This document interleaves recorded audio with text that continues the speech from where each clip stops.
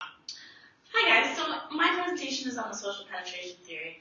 Have you guys ever been a freshman or new to a team, club, or even band, and the team was so big that it was so hard to get to know someone effectively or accordingly?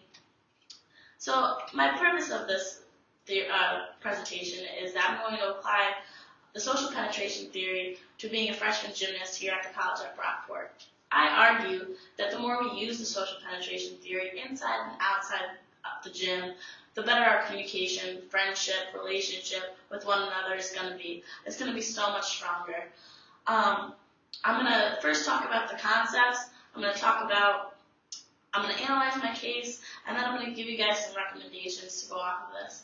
So now I'm going to talk about the concepts of this theory. Social penetration theory is the process of increasing the amount of intimacy and disclosure we have with one another. Self-disclosure is the amount of our giving off our feelings, our emotions, stories, and with one another. An example of this would be talking about a relationship we have, maybe even a boyfriend or girlfriend, sharing a story with one another, really sharing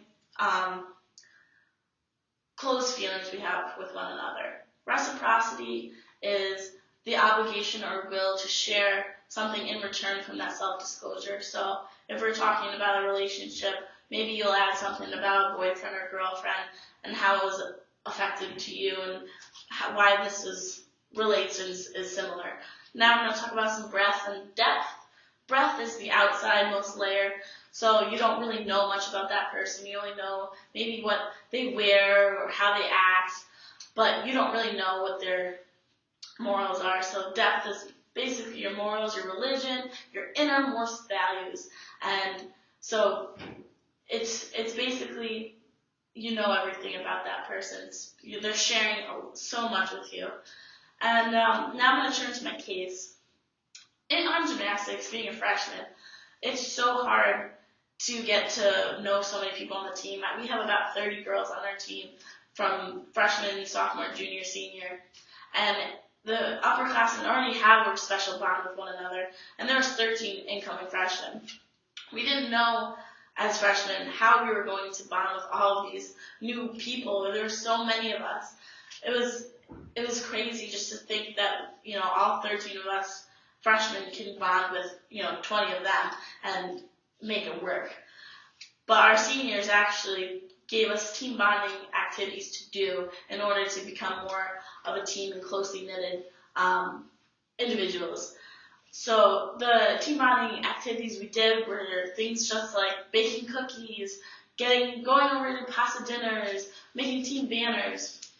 And actually in one of these team banner moments, and making these banners for our team and for the meet that we have the next upcoming weekend, I was able to sit down with one of my seniors. We just started talking about the meet, and she unfortunately could not compete in the meet because she just recently tore ACL. She self-disclosed to me some information about her tearing her ACL and how much it really did affect her. And morally, she was feeling hurt, and she was really mentally not there. And I was able to reciprocate my feelings because I tore my ACL my junior year of high school, and I was able to tell her about my rehabilitation, mentally how I was able to overcome the obstacle and become a better gymnast, a better person because of it. And we were able to share and talk for a long time about the process, the injury.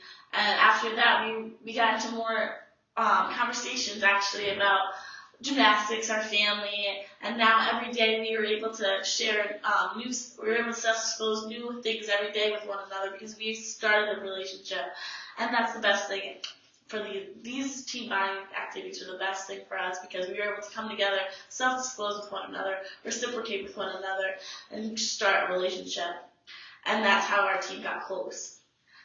But now I'm going to talk about a recommendation. Now that I've talked about my case, I'm going to talk to you guys more about some recommendations I have for you guys.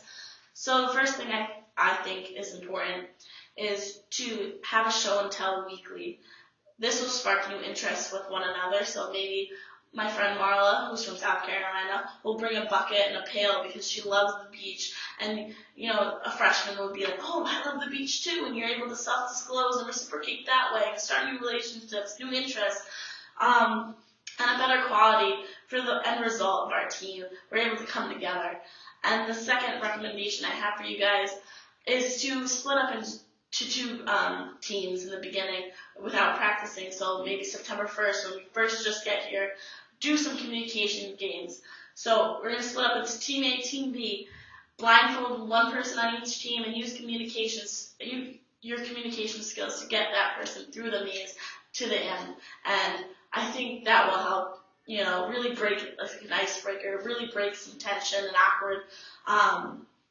awkward encounters at first. And I think that will help us come together as one.